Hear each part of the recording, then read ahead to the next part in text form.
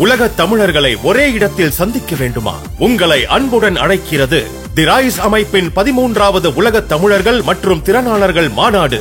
நடைபெறும் நாள் ஜூன் 7 முதல் 9 வரை 2024 சுவிட்சர்லாந்து நாட்டில் உலக புகழ்பெற்ற டாவோஸ் காங்கிரஸ் சென்டரில். இன்றே பதிவு செய்வீர். www.tamilrise.org. தொடர்புக்கு 9150060032.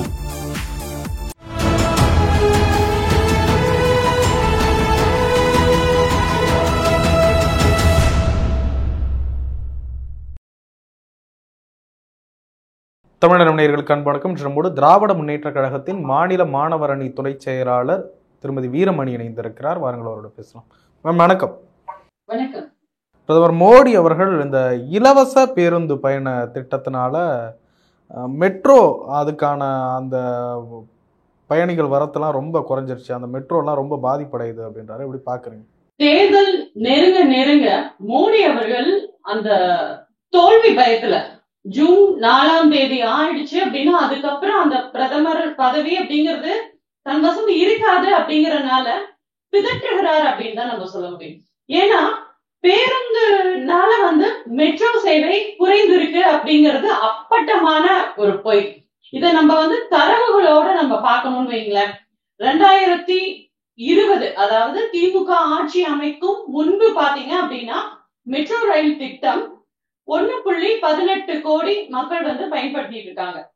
திமுக ஆட்சிக்கு பிறகு அதாவது 2021க்கு பிறகு நம்ம கட்டணமில்லா பேருந்துவை அறிமுகப்படுத்துறாரு முதல்வர் முத்துவேல் கருணாநிதி ஸ்டாலின் அவர்கள். அப்ப 2.5 கோடி மக்கள் பயன்படுத்த ஆரம்பிக்கிறாங்க. இது ஏற்றத்தின் அறிகுறி, நல்லா கவனிச்சுக்குங்க. 2022 பாத்தீங்க அப்படின்னா 6.9 கோடி மக்கள் பயன்படுத்துறாங்க. 2023 போன ஆண்டு வரைக்கும் பாத்தீங்க அப்படின்னா 9.11 கோடி மக்கள் மெட்ரோ பயன்படுத்திட்டு இருக்காங்க. இப்படி மெட்ரோ பயணம் அந்த சேவை மெட்ரோ சேவை பாத்தீங்க அப்படின்னா 2020 1.18 இருந்தது. 2023 கடந்த ஆண்டு 9.11 கோடி மக்கள் பயன்படுத்திட்டு இருக்காங்க. அப்படிங்கிறது இறங்கு முகமா ஏறு முகமா இது மக்களுக்கே தெளிவுபடுத்தணும்னு வைங்களேன். ஏன்னா மோடி எவ்வளவு பொய் சொல்றாரு, என்ன மாதிரியான பொய்யெல்லாம் சொல்லிட்டு இவங்க தொடர்ந்து இந்த மாதிரியான கருத்துக்களை தேர்தலுக்காக வைக்கிறாங்க. ஆக்சுவலா தேர்தல் அப்படின்னா என்ன பண்ணும் அப்படின்னா 10 ஆண்டுகளாக பாஜக ஆட்சியில என்னென்ன சாதனைகளை செஞ்சோம் அப்படின்னு அவங்க சொல்லணும். ஆனா எந்த சாதனையும் செய்தி கிழிக்காத இந்த RSS பாஜக கூட்டம் எதையாவது திருச்சு பேசணும் அப்படிங்கறதுக்காக தொடர்ந்து இந்த மாதிரியான வதந்திகளை கிளப்பிட்டு இருக்காங்க அப்படின்னு தான் சொல்லணும். மெட்ரோ ரயில் அப்படின்றது அதுல ஃபேர் ஒன்றும் ரொம்ப கம்மியெல்லாம் கிடையாது, அது நார்மலா இருக்கும். இப்போ பீச்ல இருந்து தாம்பரம் போகணும்னா 10 ரூபான்னா அங்க ஒரு ஸ்டேஷனுக்கு 10 ரூபாயா இருக்கும் மெட்ரோல. ஸோ அப்படின்ற பாக்குறப்ப அது பணக்காரர்கள் பயன்படுத்துறது. இது இலவச பேருந்துன்றது மட்டும் இந்த பேருந்துல ஏழைகள் மட்டும் தான் போகும். இந்த ஒரு புரிதல் கூட இல்லாம பிரதமர் மோடி விமர்சிக்கிறாரு. ஆமா, அது ஏழை எளியவர்களுக்கான பிரதமர் அல்ல அப்படிங்கறதின் வெளிப்பாடாக தான் நம்ம எடுத்துக்க முடியும். ஏன்னா எப்பயுமே கார்பரேட் மக்கள் அந்த கார்பரேட் கம்பெனிகளுக்கான அந்த முதலாளிகளுக்கான பிரதமராக தான் பிரதமர் மோடி அவர்கள் திகழ்ந்து வந்தாங்க. அதன் வெளிப்பாடாகத்தான் இந்த ஏழை எளிய மக்கள் பிச்சை எடுக்கிறாங்க அப்படின்னு சொன்னாங்க இல்லையா, உரிமை தொகையை பிச்சை எடுக்கிறாங்கிறது. இது இலவசத்தினால மெட்ரோ பாதிக்குது அப்படிங்கிறது. இது எப்படி இருக்கு அப்படின்னா தொடர்ந்து இவங்க மதிய உணவு திட்டம் கொடுக்கறதுனால ஹோட்டல் சாப்பாடு எல்லாம் விற்பனை ஆகல அப்படின்னு சொல்றதும், இவங்களுடைய அதாவது நம்மளுடைய தமிழ்நாடு அரசு என்னன்னா திட்டம் கொண்டு வரதோ அதுக்கெல்லாம் பாத்தீங்க அப்படின்னா பேருந்து கட்டணம் இல்லா பேருந்துன்னா மெட்ரோ பாதிக்குது. மதிய உணவு திட்டம் கொடுத்தோம் அப்படின்னா ஹோட்டல் கடைகள் எல்லாம் மூடப்படுது. அப்புறம் நம்ம ரேஷன் கடை பொருட்கள் கொடுக்குறோம் அப்படின்னா மளிகை கடைக்காரனுக்காக பரிஞ்சு பேசுறது, அதாவது ரிலையன்ஸ் டிபார்ட்மெண்ட் ஸ்டோர்ல இருக்கலாம் அந்த மாதிரியான ஸ்டோர்ஸ் எல்லாம் பாதிக்குது அப்படிங்கிற மாதிரி தொடர்ந்து இந்த மோடி இப்படியான விஷயங்கள் தான் சொல்லிட்டு இருக்காங்க. இப்போ உரிமை தொகையை பிச்சை எடுக்கிறோம்னு சொன்னாங்க.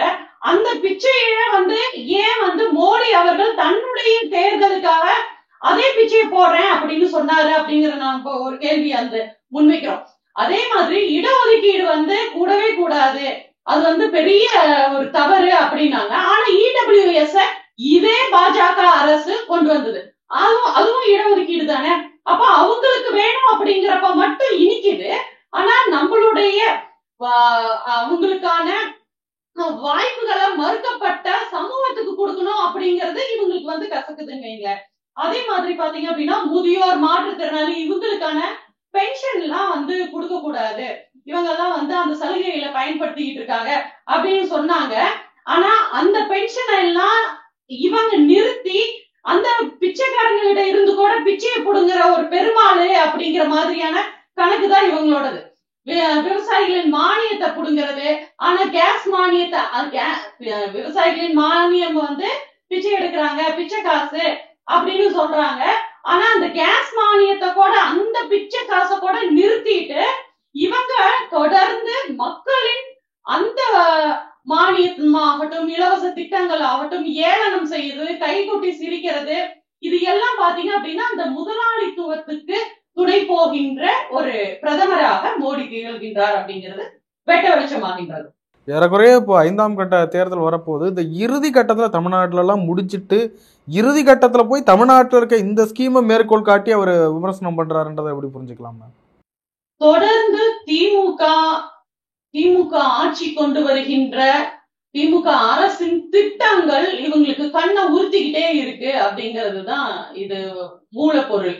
ஏன்னா என்ன சொல்றாரு அப்படின்னா, அங்க வட மாநிலத்துல போய் சவுத் இண்டியன்ஸ் எல்லாம் வந்து நார்த் இண்டியன்ஸ வந்து இழிவுபடுத்துறாங்க அப்படின்னு. ஏங்க, நீங்க என்ன 10 ஆண்டுகளா செய்தி கிழிச்சிங்களோ அத சொல்லி ஓட்டு வாங்குங்க.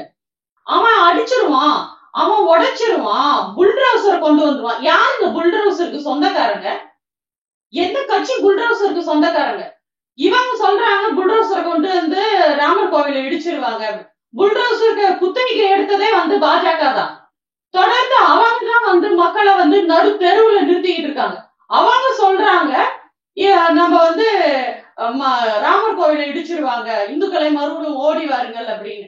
இதெல்லாம் கேட்டுட்டு இருக்கிறவங்க எல்லாம் யாரு? என்ன பைத்தியக்காரங்களா மக்களு? அங்க போய் வந்து மக்களுக்கு இனிமேல் நான் இதை செய்வேன். அதாவது இவர் என்னன்னா இது வரைக்கும் செஞ்சதெல்லாம் எதுவும் சொல்லல. 2040 என்ன செய்ய போறோம், 2026 மேல என்ன செய்ய போகிறோம், எப்படி இருக்குன்னு பாருங்க. எதையும் சொல்லி இது வரைக்கும் 2 கோடி, அதாவது ஆண்டுக்கு வேலை வாய்ப்பு 2 கோடி தரேன், நாங்க அதை எதுவும் சொல்லல. பக்கோடா போடுங்க அப்படின்னு பசங்களை எல்லாத்தையும் பக்கோடா போடுறதுக்கு தெருவுல நிறுத்தி வச்சாரு. இப்போ இதே மாதிரி மக்கள் கிட்ட எடுத்து சொல்ல கூடிய எந்த சாதனைகளும் செய்யாததுனால இவர் சொல்றாரு மெட்ரோ ரயில் வந்து 50 விழுக்காடு பாதிச்சிருச்சு அப்படின்னு. சரி, நான் கேக்குறேன், நீங்க வந்து இலவசமா நீங்க வந்து பிளைட்ல போகிறீங்கல்ல, நீங்க இலவசமா போகலாம். ஆனா எங்க ஏழை எளிய பெண்கள் வந்து இலவச கட்டணம் இல்லா பேருந்துல போகிறது உங்களுக்கு என்ன வலிக்குதுன்னு நாங்க கேட்கிறோம். நீங்க வந்து பிளைட்ல போகாம இனிமேல் ட்ரெயின்ல போகிறதுக்கு நீங்க ஒத்துக்கிறீங்களா? அந்த ரயில்வே துறையவே வந்து நஷ்டத்துல போகுது அப்படின்னு சொல்லிட்டு முதியோர் 60க்கு மேல இருக்கிறவங்களுக்கான அந்த சலுகைகளை மறுக்கிறது. இது வரைக்கும் அதாவது கொரோனா டைம்ல அதை வந்து எடுத்தாங்க. அதுக்கப்புறமாவது எப்பயாவது அதை மறுபடியும் இம்ப்ளிமெண்ட் பண்ணுவாங்களா அப்படின்னு பார்த்தா இது வரைக்கும் பண்ணவே இல்லை. தொடர்ந்து மக்களை வந்திச்சு கொண்டு இருக்கிறது இந்த பாஜக அரசு அப்படின்னு தான் நம்ம சொல்லணும். நீங்க இப்போ பிரதமர் மோடி அவர்கள் புல்டோசர் குடிச்சு பேசின அந்த பேச்சை சொன்னீங்க. அதில் இன்னொரு விஷயத்தையும் சொன்னார் பார்த்தீங்களா, புல்டோசரை இவங்க ராமர் கோயிலில் விட்டுருவாங்க, ஆனால் உண்மையாக புல்டோசரை எங்கே அனுப்பணும்னு யோகி ஆதித்யநாத்துக்கு தெரியும் அப்படின்னு சொல்றாரு. எங்கே அனுப்புவாங்களாம்? இல்ல, அவங்க வந்து புல்டோசரா அவங்களோட ஷெட்ல தான் இனிமேல் வச்சுக்கணும். நாள் நெருங்க நெருங்க நம்மளுடைய கம்யூனிஸ்ட் தலைவர்கள் சொன்ன மாதிரி இவங்க வந்து அவ்வளோ சீக்கிரமா வந்து ஒரு கண்ணியமான முறையில, பெருந்தன்மையான முறையில வந்து வெளியேற மாட்டாங்க. இவங்களுடைய ஆட்சியில இருந்து வெளியேறும் பொழுது பாத்தீங்க அப்படின்னா பெரிய பெரிய வன்முறைகளை கொண்டு வரதுக்கு தான் பார்ப்பாங்க.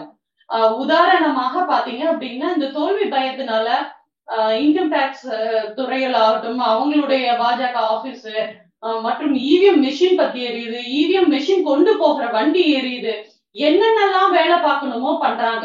அதுவும் நம்ம இன்னும் ஆட்சியை அமர்ந்த பிறகு, இந்தியா கூட்டணி ஆட்சியை அமர்ந்த பிறகு பாத்தீங்க அப்படின்னா பெரிய பெரிய வன்முறைகளை எல்லாம் தூண்டி விடுறதுக்கான எல்லா திட்டங்களையும் பண்ணுவாங்க. அதோட வெளிப்பாடாத புல்டோசரை எங்க கொண்டு போகணும்னு யோகிக்கு தெரியும் அப்படிங்கிற சூசகமா சொல்றது. இவங்க ஏற்கனவே அதெல்லாம் திட்டமிட்டு இருப்பாங்க. ஏன்னா இவங்களுடைய ஆர்எஸ்எஸ் சித்தாந்தத்தை நடைமுறைப்படுத்துவதற்காக தான் ஆட்சியிலேயே வந்து உட்காரணும்னு பாஜகவை உட்கார வச்சது. இப்ப மீண்டும் அதுல இருந்து வெளியில போகிறாங்க அப்படின்னா பாஜக மீண்டும் ஆட்சிக்கு வருவதற்கான என்னென்னலாம் வேலை பண்ணணும், என்னென்னலாம் வன்முறையை தூண்டணும், எப்படியெல்லாம் மக்களை வந்து இன்னல்களுக்கு உண்டாக்கணும் அப்படிங்கிற திட்டத்தையும் அவங்க தெளிவா வச்சிருப்பாங்க. அந்த வெளிப்பாடுதான் வந்து புல்டோசரை எங்க கொண்டு போய் நிறுத்தணும், இடிக்கணும் அப்படிங்கிற திட்டம் எல்லாம்.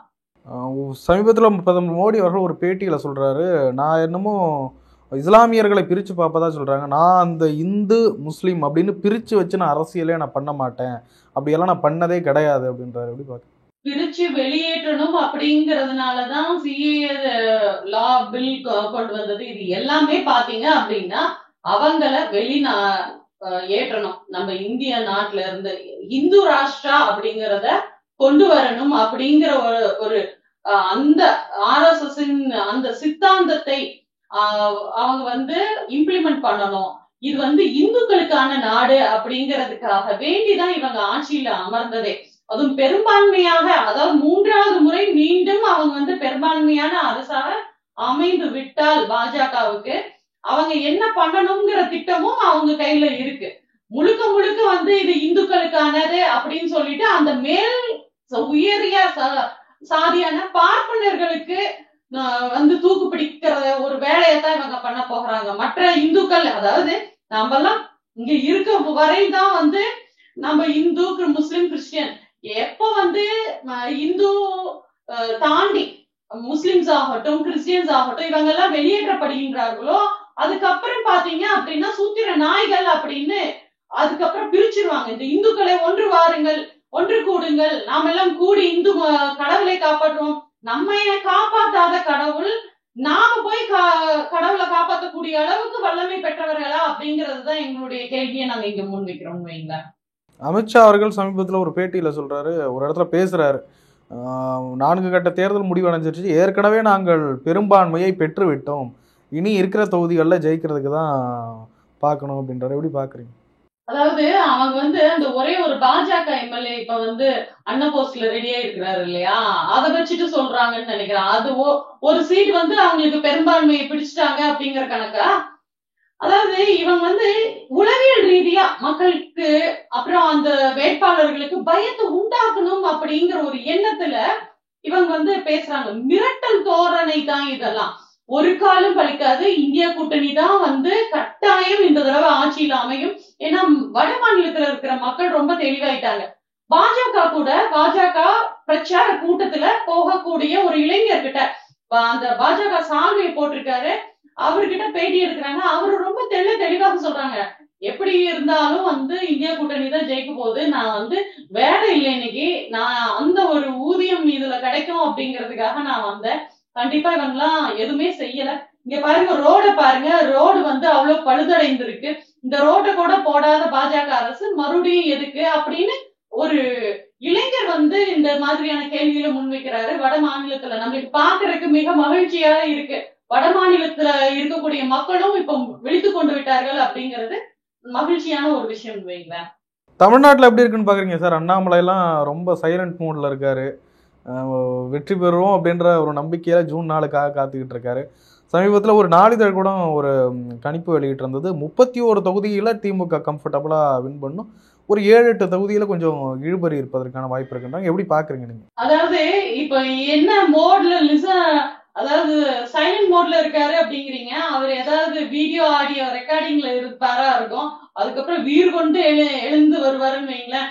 ஏன்னா பாஜக தலைவர் பதவிக்கு ஆபத்து அப்படின்னு வரையில யார் யாரெல்லாம் போட்டு தள்ளணும், யார் யாரோட வீடியோவெல்லாம் வெளியே விடணும், யார் யாரோட ஆடியோவெல்லாம் வெளியிடணும் அப்படிங்கிற ஒரு கூர்ந்த ஒரு பணியில இப்ப இருந்துட்டு இருப்பாரு அப்படின்னு தான் நாங்க நினைக்கிறோம். நீங்க எப்படி பாக்குறீங்க, எப்படி இருக்கும் வெற்றி வாய்ப்பு? கண்டிப்பா, இதுல என்ன சந்தேகம்? இந்த கேள்வி எப்படி நீங்க இப்படி ஒரு கேள்வி கேட்கலாம்? அதாவது புதுச்சேரியும் சேர்த்து புதுவையும் சேர்த்து 40க்கு 40 இந்தியா கூட்டணி தான் வெல்லும், திமுக தான் வெல்லும். நிறைய விஷயங்களை பகிர்ந்து கொண்டீங்க. நன்றி. நன்றி. உலக தமிழர்களை அழகின் உச்சமான சுவிட்சர்லாந்தில் சந்திக்க ஓர் அரிய வாய்ப்பு. தி ரைஸ் அமைப்பின் 13வது உலக தமிழர்கள் மற்றும் திறனாளர்கள் மாநாடு நடைபெறும் நாள் ஜூன் 7ஆம் தேதி முதல் 9 வரை 2024 சுவிட்சர்லாந்து நாட்டில் உலக புகழ் பெற்ற டாவோஸ் காங்கிரஸ் சென்டரில். முன்பதிவிற்கு www.tamilrise.org. தொடர்புக்கு 9150060032.